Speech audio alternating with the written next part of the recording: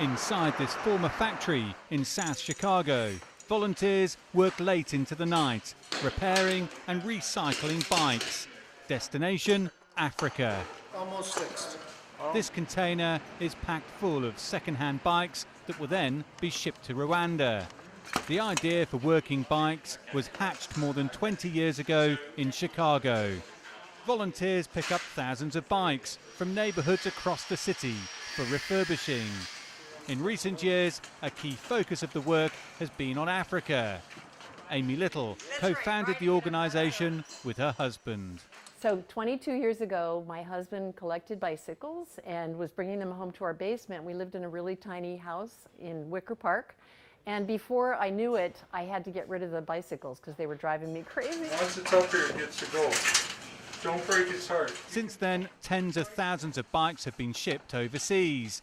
The better condition bikes that are picked up are sold in the shop.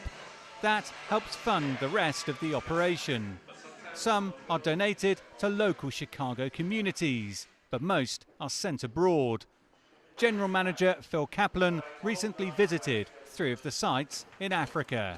We met the people who are receiving our bikes and the people who we are helping change their lives by the bikes we send them. The bikes mean employment to these women-run bike shops, a livelihood that they previously didn't have, and it means transportation for their neighbors. So we saw how people's lives were being changed by having better transportation.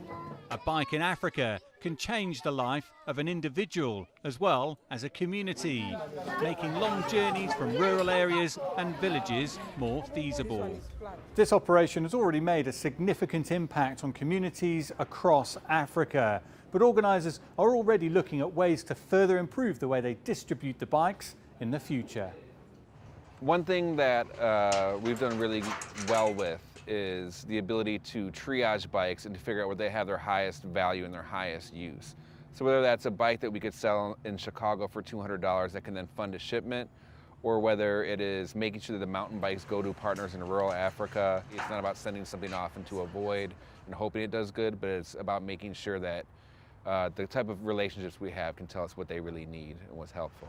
The organisation has already changed lives, and with a steady stream of bikes, it's hoping for an even bigger impact in the coming years.